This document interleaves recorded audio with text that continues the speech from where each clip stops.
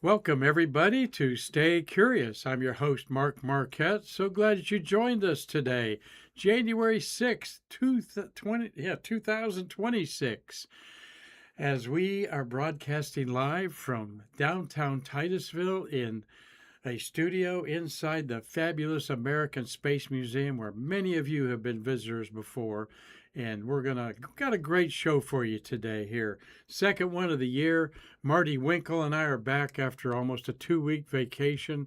Thank you all for missing us. You showed up in droves yesterday, and I didn't even advertise it much in advance that we'd be back. So we know that you hunger for space history, space news, and that occasional interview and wonderful guests that we have on our show every month of the year for now 5.5 years. This is episode number 1430, Marty. 1430. We're embarking on today, and it's we're going to talk about 4 astronaut birthdays in 4 different countries. We're going to talk about heat shields, as this is an historic day in space history. January 6, 1959 is when the National Aeronautics and Space Administration, a neophyte organization, had a meeting to discuss the safe way to bring back space capsules. Were they going to use ablative heat shields, or were they going to use um, um, a convection type, which is a convection type of heat shield? And then the other one is beryllium heat sinks that were up for discussion at the time. So we're going to look at some spacecraft and some of the heat shields used, and how valuable some of them are that you can own in your own collection. So thank you all for being here today. We're going to thank GoHistoryTravel.org, the Ramanujan family, for their generous contributions to our museum over the last several years. Go to GoHistoryTravel.org and you'll see some very unique perspectives on some of your favorite historical people, athletes, as well as places. And of course, they love to go and research everything about an astronaut. They got quite a section on every Hubble astronaut. All 36 of them were visited by the Ramanujan family. They were even in my hometown, in my high school at Findlay, Ohio, Marty. They did a story on Ben Roethlisberger, the soon-to-be Hall of Fame quarterback of the Pittsburgh Steelers. And I couldn't believe it that Rama, the dad, was showing me pictures in my own high school.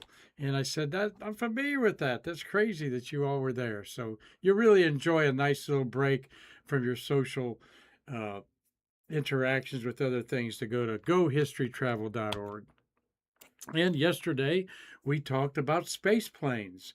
And I didn't even throw in a slide of our beautiful exhibit of these space planes, though they're kind of in a little bit of disrepair over the years and been mishandled in many ways.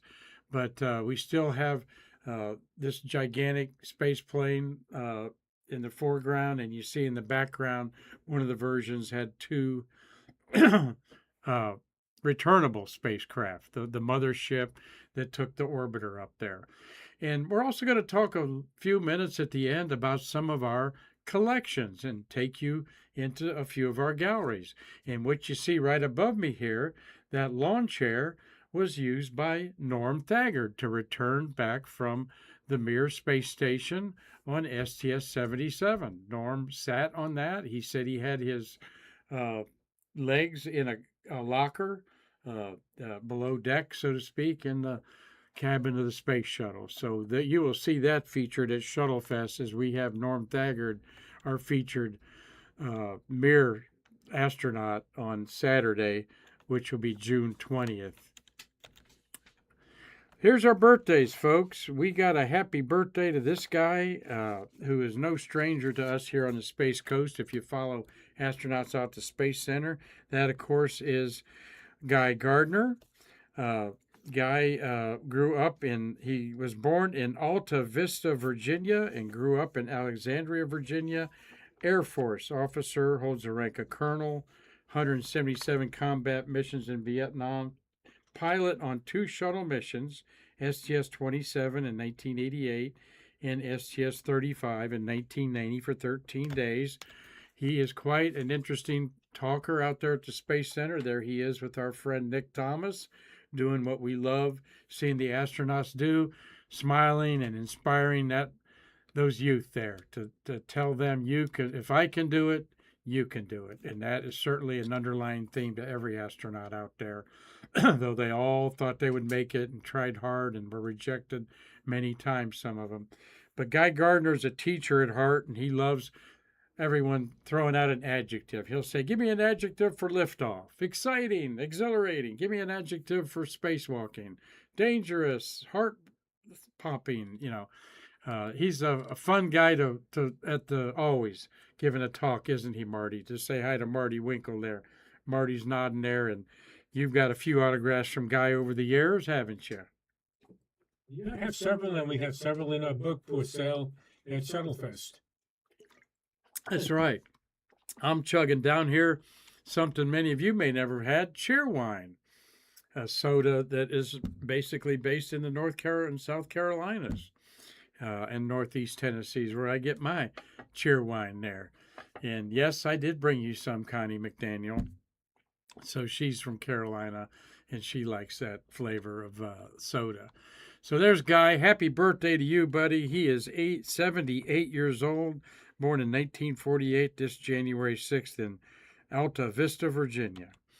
Also born today in the United Kingdom is Colin Michael Foyle. And Michael Foyle was born in Louth, Lincolnshire, England. Okay. And I'll bet Robert Law up in Dundee, Scotland knows where Louth, Lincolnshire, England is. He's a British-American astrophysicist, 6 space missions, one of the most flown astronauts ever. There he is in that M113 tank that they trained in to get the heck away from the shuttle if it was going to blow up. And he's the second Briton in space and the first to perform a spacewalk. He's got 374 days in space, Marty, a record for a UK citizen, and 4 EVAs totaling 14 hours. And he did an EVA, his stay at the Mir Space Station. And he was up on the Mir Space Station when it was struck by a cargo ship. And he's lucky to come out of that alive. It damaged the Spectre model that was his kind of home base there, so he didn't have a toothbrush and his comfy pillow there until they did an internal spacewalk to go back and fix stuff in there. So would love to meet Michael Foyle. All right, but it's his birthday today, born in 1957. Okay, so that makes him 58 years old. No, 59 years old. Let's correct that. Happy birthday to him. 69 years old. Wait, carry the one there, Mark. Yes, okay, 57. Yeah, that's 69 years old. Louth, Lincolnshire, England, for Michael Foyle. This is a Morocco native, Philip Perrin, born January 6th, 1963. That makes him 63 years old. Okay, born in 63. In Mequinez, Morocco, but considers Avignon province to be his hometown. He served as a mission specialist on STS-111, 3 aces, 13 days in space on his one and only flight, and he did do 3 spacewalks on that flight. And also born today in Quebec, Canada, Quebec City, Quebec, Canada, was David St. Jacques. There's David St. Jacques, born January 6, 1970. So that makes him about a pretty young 56 years old. He is an active, don't think he's active anymore at the Canadian Space Agency, but he has 204 days in space. In 2019, he was part of 3 expedition crews up there. He went up on Soyuz MS-11, okay, up there. And he was the 4th Canadian to do a spacewalk, but he was the first one to do it in 12 years as a Canadian on there. So, and he returned to Earth on a Soyuz spacecraft with Anne McClain, American lady astronaut. So happy birthday to those 4 space flyers. Well, let's talk a little bit about a beautiful display out there at the Kennedy Space Center. This is a heat shield uh, ex- demonstration there that shows you the different sizes of the heat shield. In the inner line, we have this right here above my head. The inner line is the heat shield for the Mercury, then the Gemini, then the Apollo, which is 12.5 feet, and then the Orion heat shield is demonstrated here, 16 feet in diameter. By contrast, the Mercury heat shield, the first line at the top, is 6 feet in diameter. So what happened on this date in history? All right, I got another picture of that heat shield demonstration there that Marty used to choose in there. And this is at the Mars Exploration Building there at Kennedy Space Center. And here is the Orion heat shield from Artemis 1. Okay, the Orion spacecraft did suffer some damage. Okay, that's why we're going to talk a little bit about it today. Is the heat shield? This meeting that was held in January 6, 1859,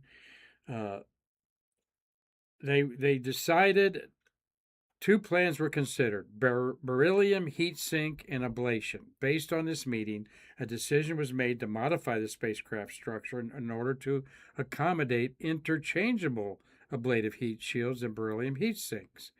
They ordered 12 and 6 of them, 12 of the ablative and 6 of the beryllium.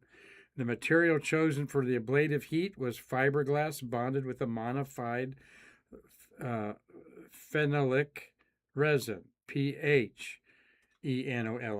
phenolic resin. The material was found to have a good structural properties even after being subjected to reentry heating. So the ablative heat shield consists of a plastic resin, the outer surface of which is heated to a gas, which then carries the heat away by convection. These were used on Mercury, Gemini, and Apollo, and currently used by the SpaceX Dragon spacecraft. And the same thing idea is what is being used on Orion here. So this is an ablative heat shield. Again, we're getting some Artemis fever kicking up here as anticipation of the flight of the Artemis 2 crew, the 4-person crew. I don't think it'll be early February. I think it'll probably be more like early March, but no date has been given. But this was the damage done to the heat shield, and they said it was caused by water that got trapped in the heat shield, and then when it re-entered, it blew out these sections. However, they fixed that, apparently, on Artemis 2's Orion spacecraft, and it did not affect the re-entry at all. It was a safe re-entry there. So, but that is one little anomaly, because when you think of the most important equipment required for the safe return of an astronaut from Earth orbit or from the moon, it is the heat shield. Okay, think about it. That has to work, or you're toast, so to speak. The other option of heat shields, of course, was the thermal soak heat shield, used as an insulating material to absorb and radiate the heat away from a spacecraft structure. This is what the space shuttle used in ceramic and composite tiles. And our expert, Terry White, has done many, many programs and going to do a few more about the heat shields, or the thermal protection system, as they call it in the business. So let's look at a couple samples here of heat shields through history. This is the heat shield of Wally Schirra's Gemini spacecraft. Okay, and you see the buildup over on the side there. Wally Schirra's Mercury spacecraft, I'm sorry, there. You see those lines are the ablative stripping away of the protective shield there. These are some plugs that are taken out, and these are very popular to have. Marty, you got a question there? Go ahead, buddy. We have a question from Kate, 3.14. How heavy do you think the heat shields are? Run that by me again. How heavy do you think the heat shields are? Kate 3.14. Kate Pi is what that is. That's what I was thinking, Kate Pi. Yeah, Kate Pi. Well, I don't know how heavy the heat shields are. We've had a lot. It depends on what heat shield you're talking about, but they are pretty light. Okay, I would think because they're made of fiberglass and resin. And but that's a good question. Maybe somebody's googling that for us there. There's Cliff Watson online there. Mark Thell, Cliffy. Good morning to you, buddy. And Rosalie, she's there saying hi. Carlton Bailey, haven't seen his face yet. There's in 2026. Uh, should I, Marty? Of course I should. Miss you, buddy. We'll come out there and see you at your compound here in a day or two. And uh, Mark Geiger's watching today. And he asked, when do you think they'll launch Artemis 2?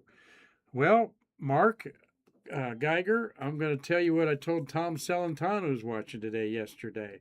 What I said yesterday was, we're watching the structure beside the VAB is the mobile launch platform that the one that they used for Artemis 1 got destroyed.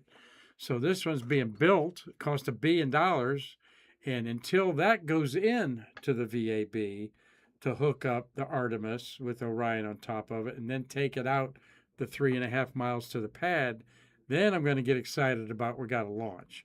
And that's got to be a 2-week process, Marty, inside the VAB at least.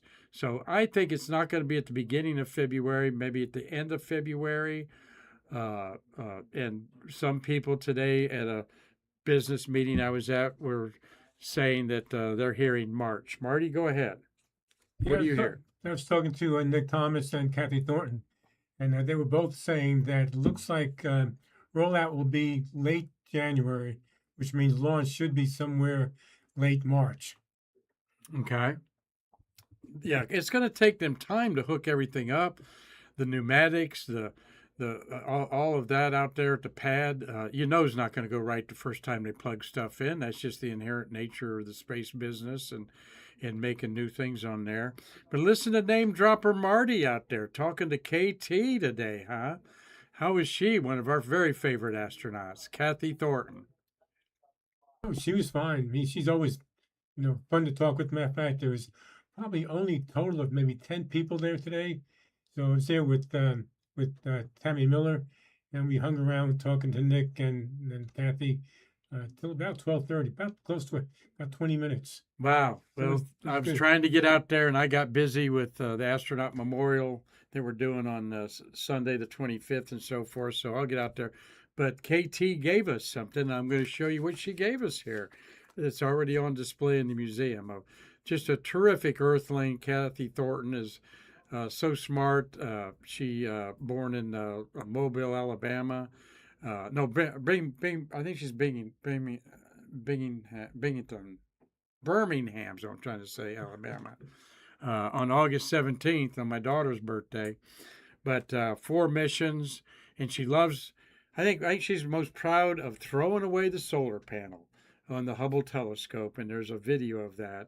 It's just like a piece of art when you see that. So we'll be talking more about Kathy Thornton, and she certainly is on our short list to be a guest at a future Shuttle Fest. She might even want to come to this one. We'd make room for her. So wonderful there. And there's Ophelia. Bonjour.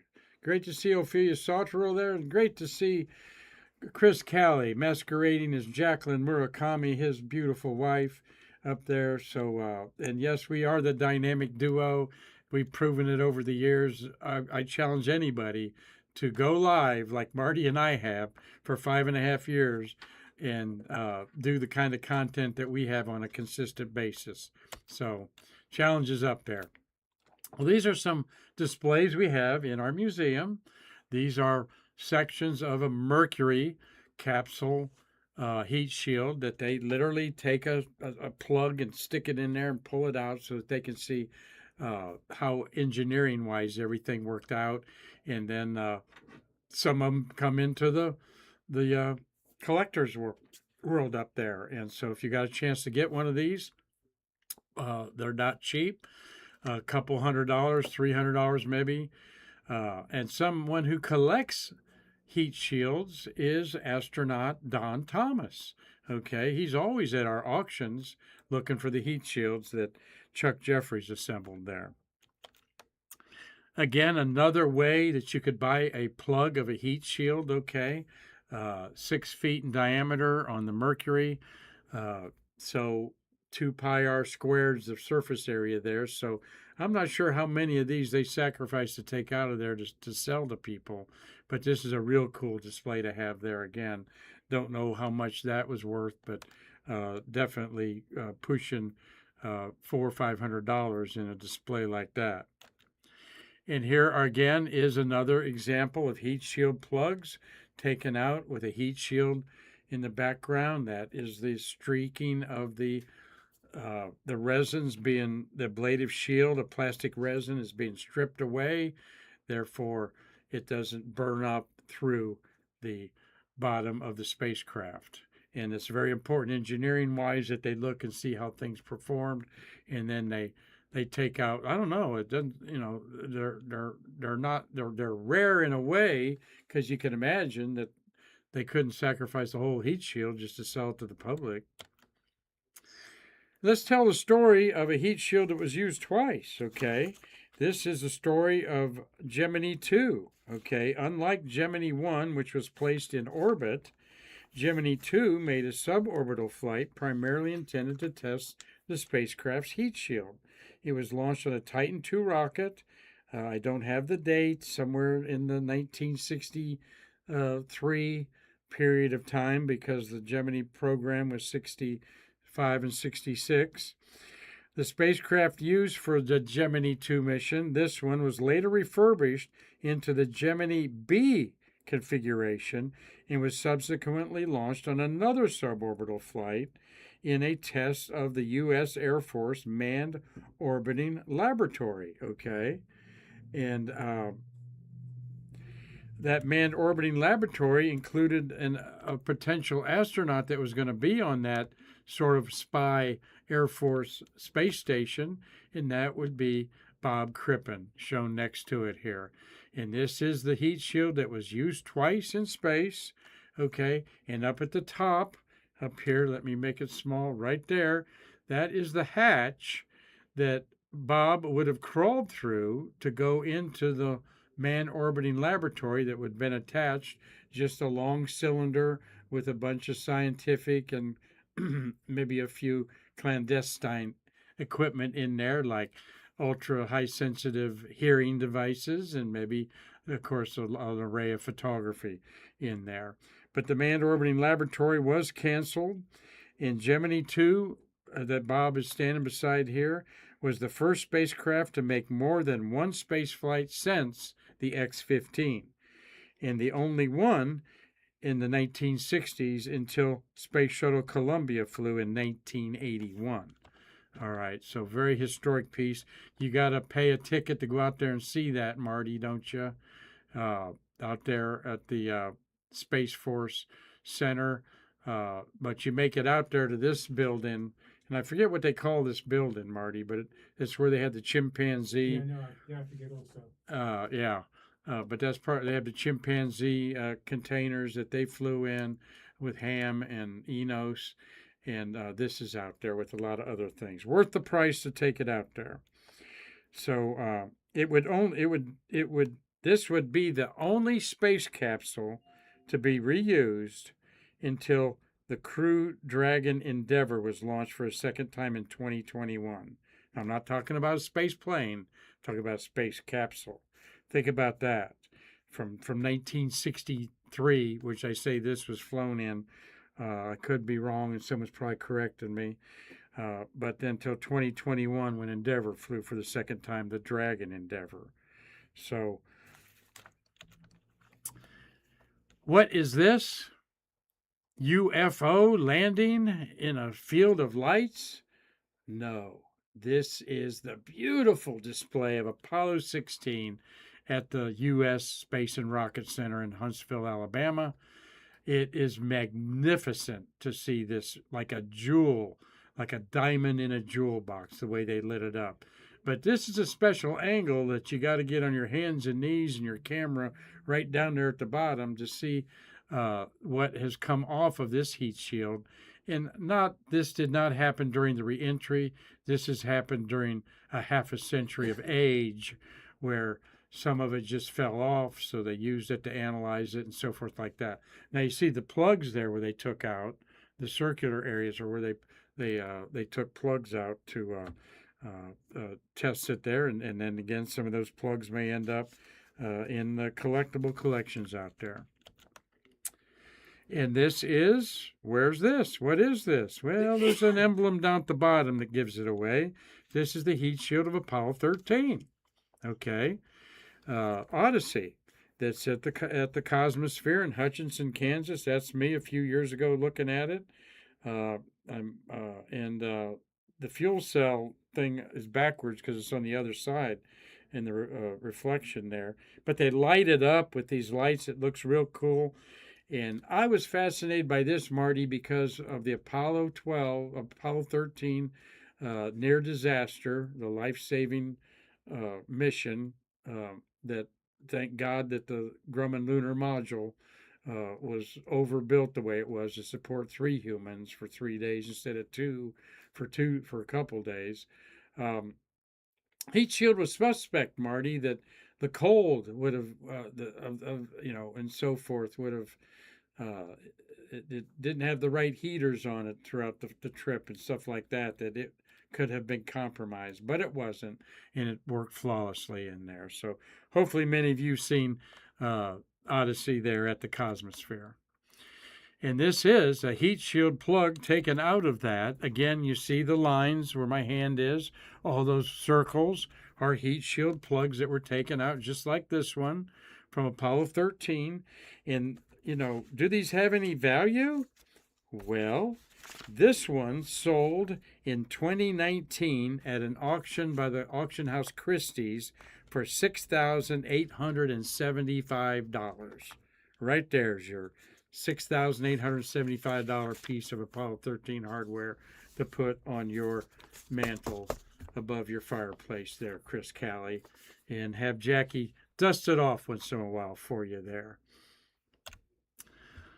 And of course, the shuttle tile system, thermal protection system, is a completely different system like we mentioned. These are ceramic tiles, basically silicon and air.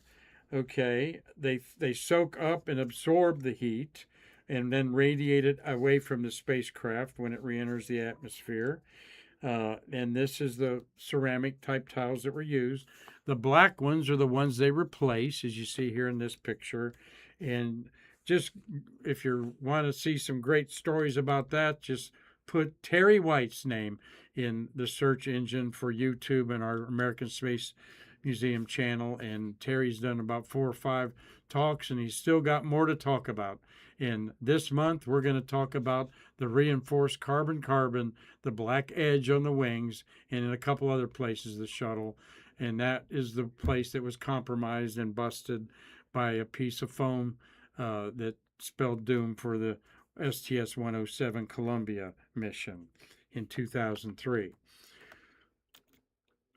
Here is a piece of tile off of a shuttle given to Cheryl Armstrong. She was an executive secretary at Johnson Space Center, very well known to all the astronauts. And I'm happy to know Cheryl through our wonderful friend Hazel Banks. Hey, Haze, great to see you. Hazel watching today, I'll bet she is. And her good friend Cheryl, she helps, Cheryl is now in the Space Coast here, soaking up the Florida sun. And she's been so good to the museum, donating a lot of her memorabilia for us to sell in the auctions or put on display.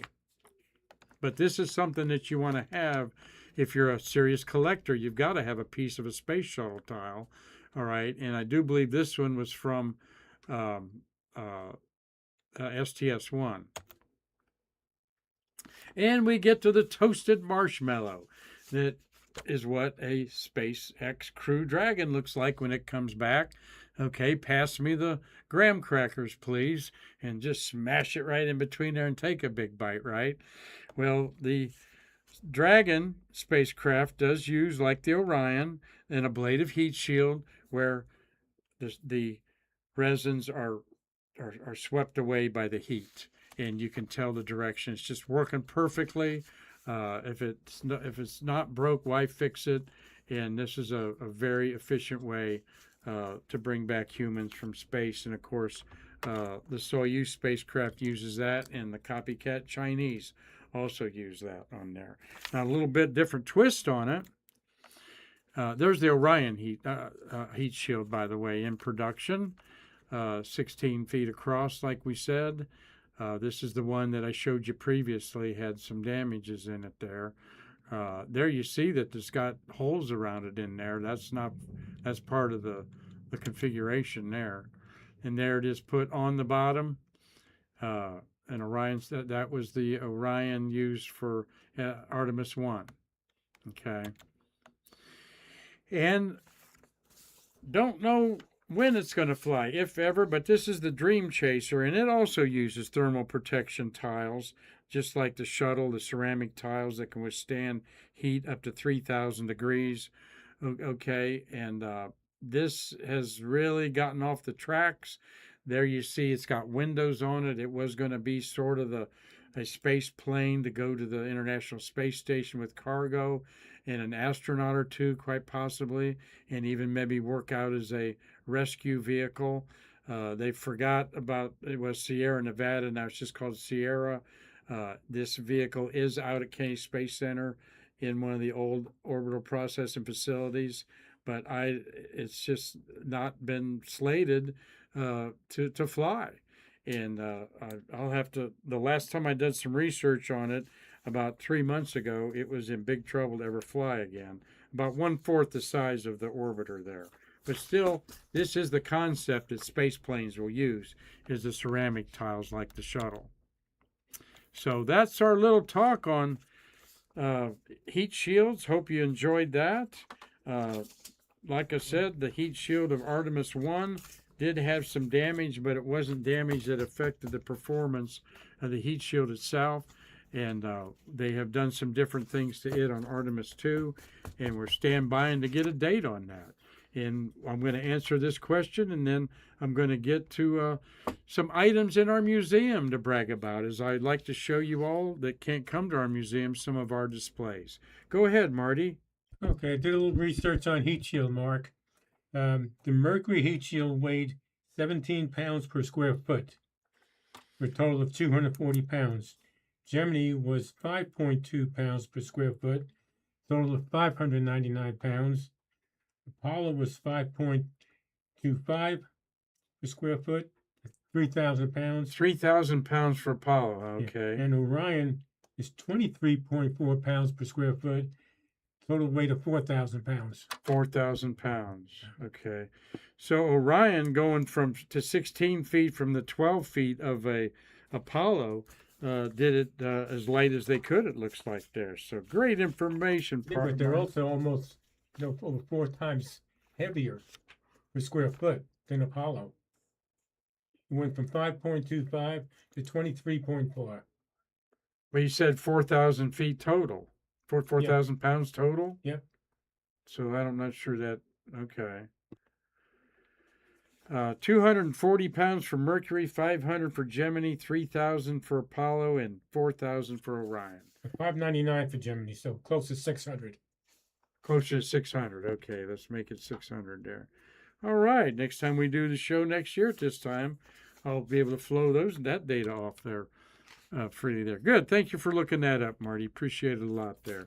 And we're trying to get back to our roots of just getting some great information out there and showing off things in our museum that some of you may never get the privilege to see, and many of you have seen many times. So thank you all for watching today. Let's show you a couple things. Some of these pictures are they look the way things are. I've moved stuff around here the last 6 months, more than's been moved around in 6 years in here. But so we look into our Apollo gallery when you turn the corner in here. And first thing you notice is the Artemis spacesuit by Gary Harris. Gary built this. He is a expert in spacesuits. Helped create a book about spacesuits. I think it's the North Dakota University that is an expert in spacesuits, and he was part of that. And this is an Artemis suit with a hatchback on it that opens up like a turtle back, like the Russian Orlan suits. The American suits have an upper torso and a lower leg torso, and they want to get away from that and have a hatchback like the Russians been using. And this also on the right hand side, that if it could be used for an internal inside EVA, inside a space station that's decompressed, but you couldn't take it outside. You need to have a snowsuit, so to speak, over it that gives you protection from the heat and cold, as well as micrometeorites and harsh radiation. And one thing that when you look at this, you see it's got pulleys and levers on the arms to help move around because it's heavy. Well, you say, well, Mark, everything's weightless in space. Yeah, but it has mass. It still has its weight in form of mass that you have to move it and exert muscles, energy to move it. So moving your arms back and forth with those pulleys and cables helps you do that across the chest there.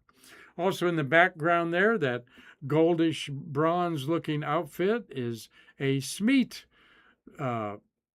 clothing used on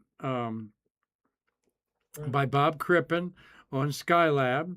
Okay, Skylab Medical Experiment Altitude Test, SMEAT. And Bob Crippen wore this on a 28-day confined test with Bobco and Thornton.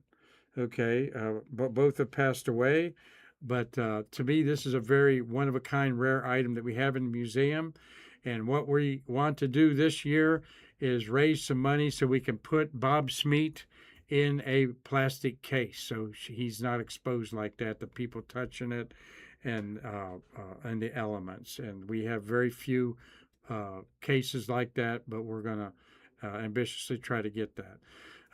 The console there with the chair is Apollo era. That was an Apollo console that was used, and that is a tire of the shuttle that was rejected because it has a piece of wood in it, of all things. The X-ray showed that the volcanism process got a little shrapnel of wood inside of there. Don't know how that happened. And there on top there, you see the models that I showed at the beginning. Right there, those are the two models that I showed at the beginning of the show with Norm Thagard's lawn chair that he rode back into space. And of course, nobody has a Cape Canaveral gallery like us. We have over a dozen machines, instrumentation, duty posts that are operational with the lights coming on and blinking and all that sort of stuff. And this is just one of them there shown in a close-up stylized photo. Of course, I took all of these photos, and one of the rare items that we do have here is the button that launched John Glenn's rocket. T.J. O'Malley, the test conductor for the Atlas missiles, was the person that actually pushed this button. Of course, it wasn't on this wooden plaque. It was in a console, like one of these, okay? And I remember several of the legends here, including the late Lee Solid, the rocket genius of Rockwell. I miss Lee a lot. Lee said that after the launch, he was one of them that went over there with a screwdriver to try to dig that out, and someone had already gotten it. And somehow we got our hands on it, okay, and it actually's got the wrong MA 7 on there. When it was MA 6, it was John Glenn's on there. But so this is something rare that nobody has, is the actual button that started the launch sequence. Go ahead, Marty. You may want to state what MA stands for. Some people may not know it. Correct. Mercury Atlas. It says Mercury Atlas 7 there, but it was actually Mercury Atlas 6. Yeah, 7 would have been Scott Carpenter's flag. But Mercury MR3 is Mercury Redstone 3, which was a suborbital flight of Alan Shepard. MR4 was a suborbital flight of Gus Grissom. And of course, we love our women's gallery and the handprints there of Sally Ride. We believe are the only place on Earth that has Sally Ride's handprints, certainly in bronze. Eileen Collins is beside hers, the first woman pilot commander. And then at the other end is Kathy Sullivan, the first female American to do a spacewalk. All right. Dave Stange says we need to have a show focusing on each room. Then who would pay to get here, Dave? Okay. Gee, the great idea, but we'll just shut the museum down after that. No, I'm kidding. That's a great idea and an easy out for me, my friend, because I'm going to start compartmentalizing some of these programs that I know you enjoy just like that, because I'm becoming very busy with my director duties, and that's a joy. And I'll always want to stay curious, but I have for years offered this seat to several people, several other social media influencers, and they just haven't taken me up on a regular basis. But we'll get there. So, there's Carlton Bailey. He said that he got to see Kathy Thornton out there at the Space Center apparently this afternoon. And yes, one of our launch rooms was in a music video, Dave. That was our Cape Canaveral gallery, was in the the guy's name's Tenpenny. He was a country western guy, not Brad Tenpenny, but his last name's Tenpenny. And the song was called, what was the song? When We Were Together or something like that. It was sort of like Look at Me Now type of country song. And he become an astronaut. And they used our Cape Canaveral gallery very well to look like they were launching on a spaceship back there. James Gibson. Yes, I do know Bill Airy on spacesuits. Bill Airy does have a good book, and I've been remiss in not getting Bill Airy on here when he's in town. I'll see if he's in town right now in there. So thank you, James Gibson, for your comments there and joining our gang here. Looks like we got some new people watching today, being part of our social hour. So tell your friends to like us and subscribe and share that we're the only podcast broadcasting live with warts and all, but bringing you great content Monday through Friday. Even when we do repeat shows that we're going to do more of, they're very worthwhile seeing because you probably haven't seen them before. Well, here's part of our shuttle gallery, and several things here. It looks a little bit different today because we put things up there, but next to those banners. What are these banners, these three banners there? Well, those were the hatch covers that were in the White Room on the hatch of an orbiter, the last three orbiters, in fact, so that the photographs could identify what orbiter it was in the White Room. And it was just a tradition they did. And then the launch director at the landing would bring if they landed at Kennedy Space Center, he'd bring that out to them to hold and the astronauts to sign. So those are the last three missions, 133, 134, and 135, signed by the crew and the closeout crew of the White Room. So nobody has those, Marty, okay?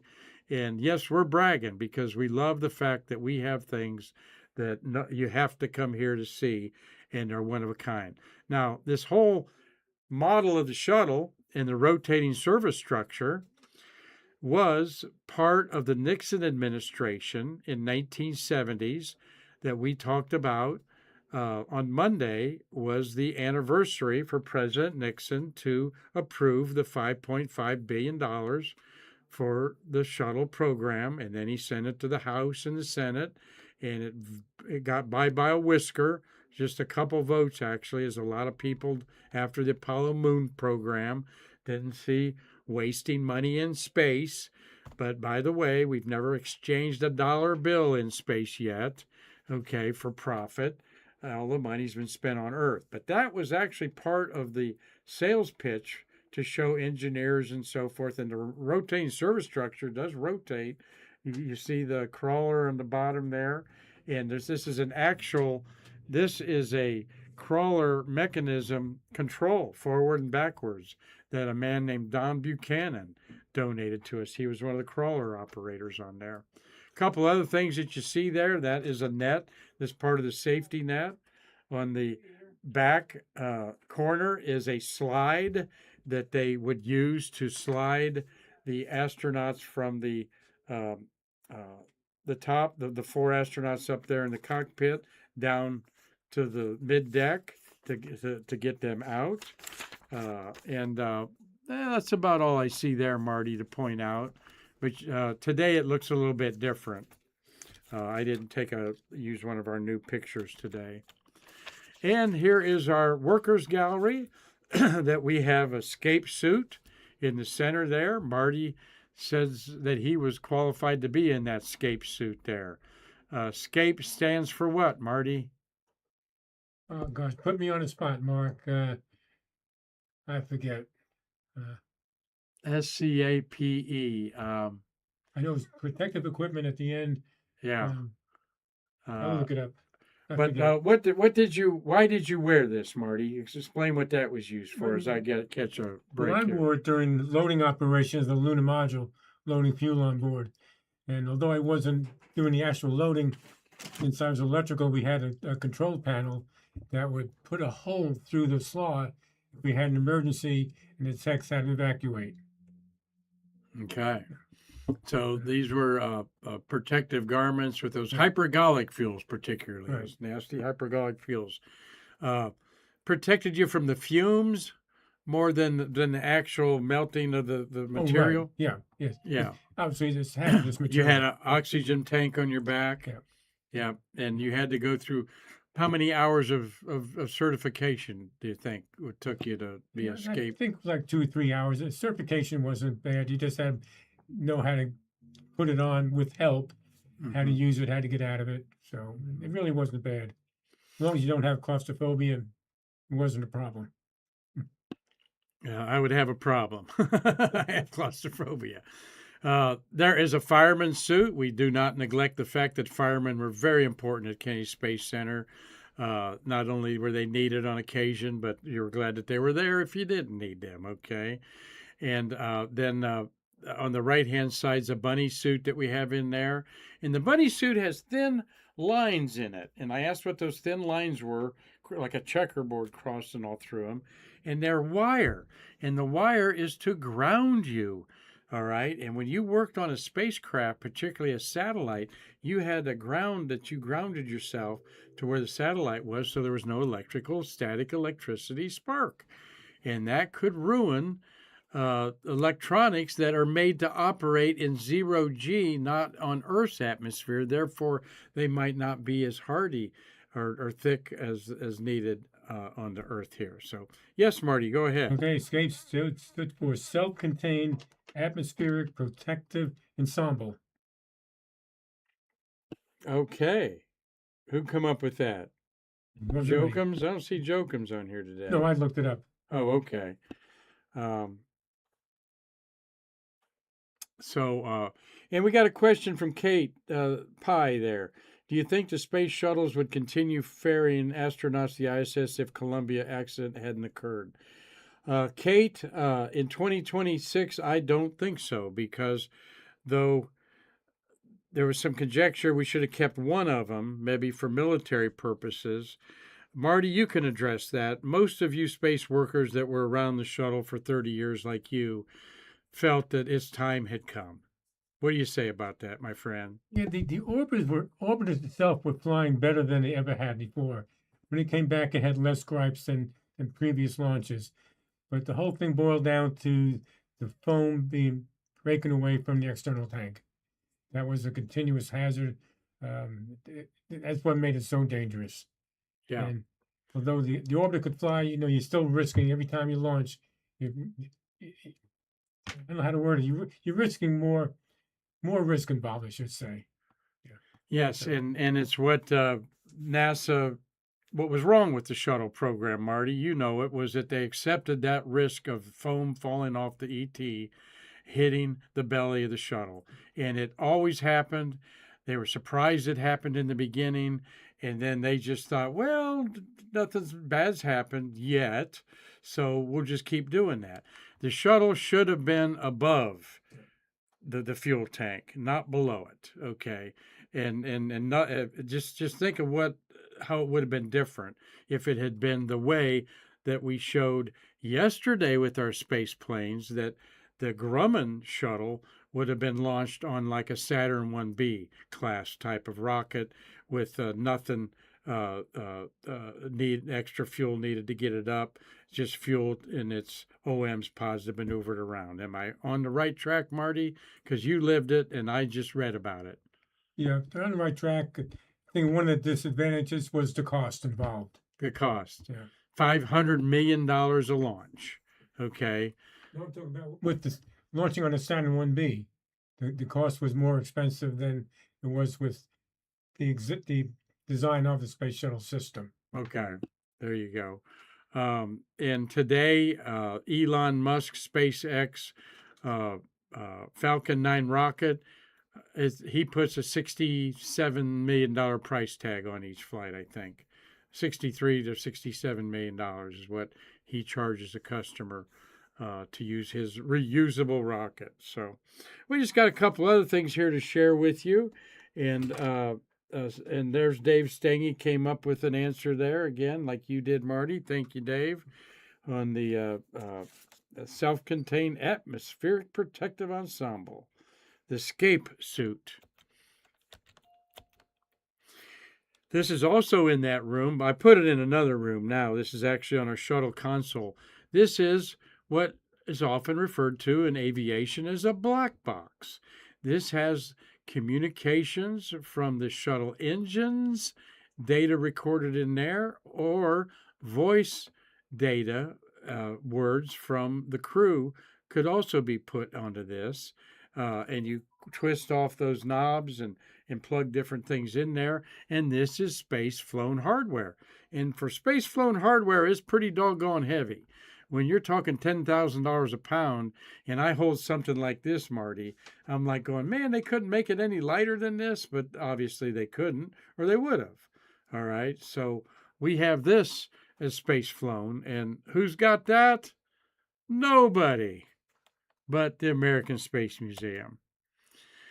Here are our shuttle consoles. This is the consoles that fuel the space shuttle. C11 or no C4, I think you guys think it's called.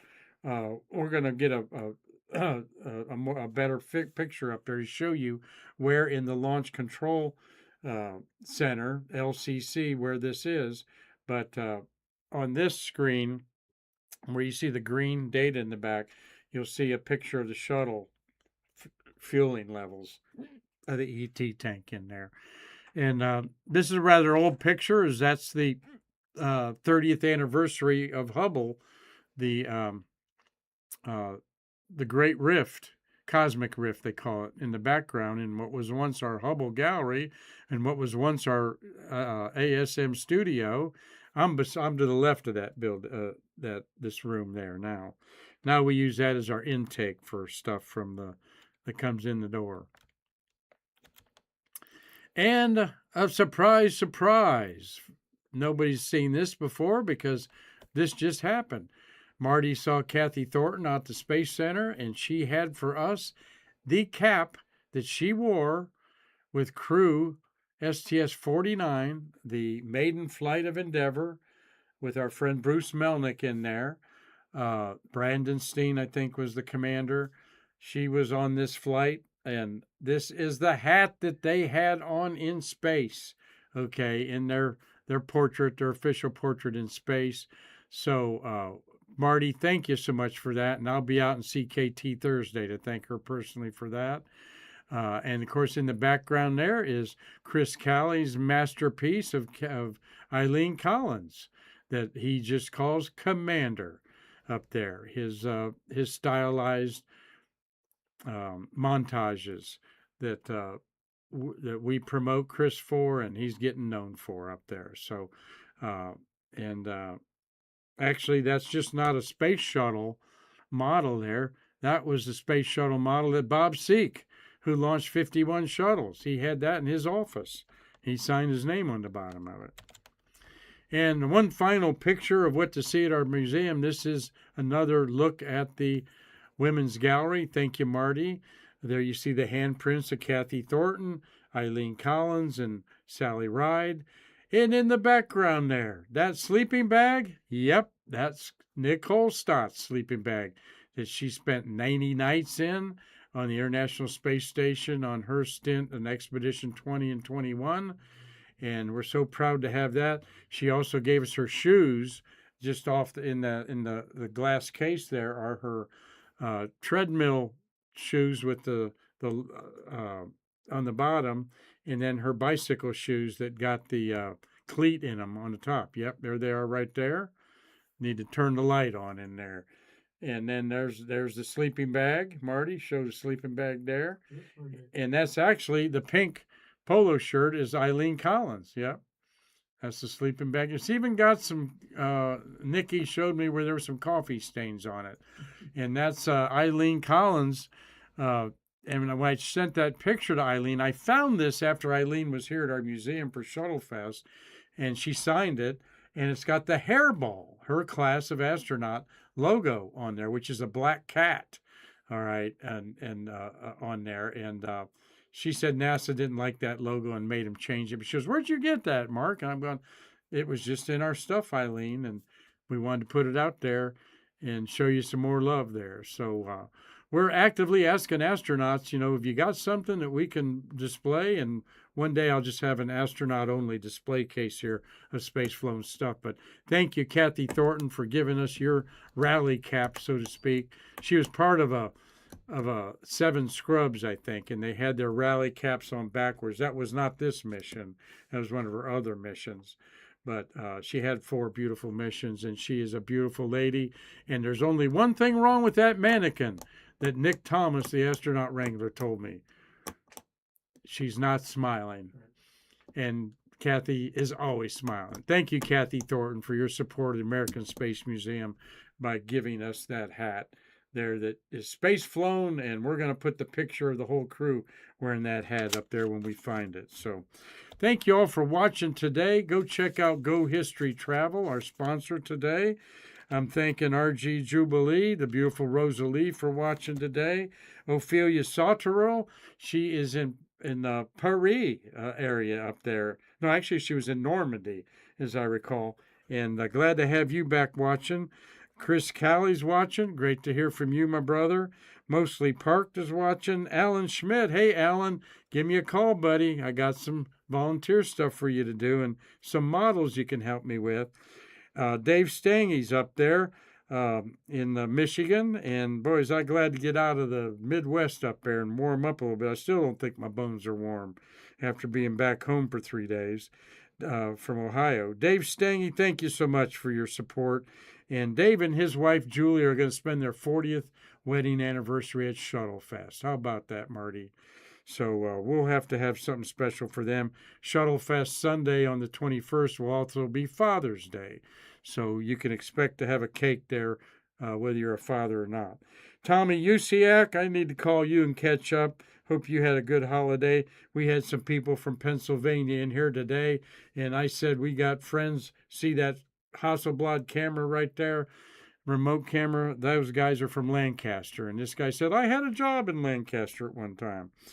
So Michael Bruno's watching. Thank you, Michael. Cliff Watson, hope your treatments are going well, brother. Dean, he's down in Pomona, Australia. They're finally getting warmed up down there. Dean Babcock's watching. Kate 3.14. Tom Celentano up in Connecticut. Mark Geiger. Carlton Bailey, old CB. Jim McDade. Thank you, Jim, for watching. It means a lot when we've got a lot of smart people like Jim watching, and he's in Huntsville, Alabama. So, don't think you've been in the museum, Jim. I shook your hand at Zorella's one night, but hope to see you down here. And Mark Thell, great friend that we met over Shuttlefest this year, and James Gibson. Thank you for joining the party, James.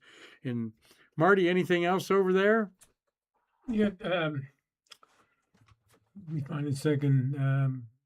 Jim McDade had a suggestion. He said, I'd love to see a room full of artifacts and pictures of 1960s television, radio, and print media, hardware used to cover the launches. We can maybe do that in the Canaveral room.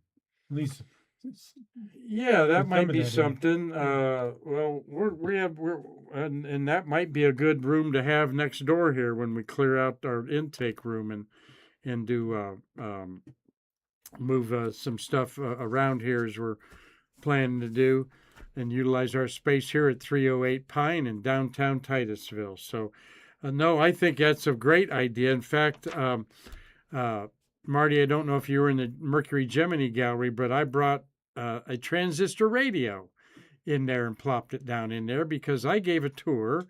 And when I'm in the Mercury Gemini gallery, which I didn't show any of that this time, but maybe we will later this week, I like saying that what was the Twitter of the 1960s? What was the Twitter X, so to speak? In other words, how would you find out the quickest that Ed White had completed safely his historic spacewalk in 1965? How would you have known up to date, the most accurate? Well, it wasn't going to be on TV because there was no 24-hour news cycle. That was in the morning and 6 o'clock in the afternoon, and the locals were at noon and 11. They might mention it. But, and you had magazines and newspapers morning and afternoon. So that's not what was the most up to date? That'd have been AM radio. And AM radio for me was the Big 8, CKLW there, Bill Whiting. He's up in that outside of Detroit and is a Canadian citizen also. And Bill is constantly sending me cool things about CKLW, the big rock and roll station that launched a lot of great careers up there in Windsor, Ontario. But so I'm talking about the transistor radio to the group of Japanese that come to us 5 or 6 times a year with Tomiko and Minori. And I could see these teenage girls looking in front of me, and I said, the transistor radio is the Twitter of the day. And it was like, huh? And I'm going, you don't know what a transistor radio is, do you? Nope, I don't. Do any of you girls know what I'm talking about? Nope, I don't. By God, I got one in there now to show them what I'm talking about. And it works, okay, with a 9-volt battery. But it was about a little bigger than a pack of cigarettes, those of y'all that don't know. And it was the radio to have, and then came the Walkman was the next thing, probably. The next big thing was the Walkman or the cassette tape that you could walk around with. So fun to reminisce, fun to have all of you part of our show today. We couldn't do it without you, of course. Marty? Yeah, to follow up on that, Mark, especially during Apollo and somewhat during shuttle, we would drive to work and listen to the news on the radio, hear what's going to happen at the Space Center today on Apollo. And on the way home, you'd find out what you did that day on Apollo. And then you can watch the evening news at 11 o'clock and get a summation of what you did that day and what you may do the next day. So that was Twitter for us. I see. Okay, good. Yeah. And were they accurate? Were they right about what you were doing most of the time? Yeah. Okay, good out there, because you had some great PR people out there spreading the word out there. So awesome. Well, thank you all for watching today. Tomorrow, we're going to talk about the shuttles of the month of January. 10 beautiful shuttles launched in January. Yes, we had 2 horrific tragedies, okay, that we never ever want to forget, those beautiful lives that were lost and their families that have endured this pain now for Challenger 40 years this year, okay. And of course, Apollo since 1967, and then 2003 for Columbia. But we're going to look at the other 8 missions that were great successes in the month of January briefly, okay? As I've got a busy day to be at a luncheon with some NASA legends tomorrow, and then I've got a Zoom meeting at 2 o'clock.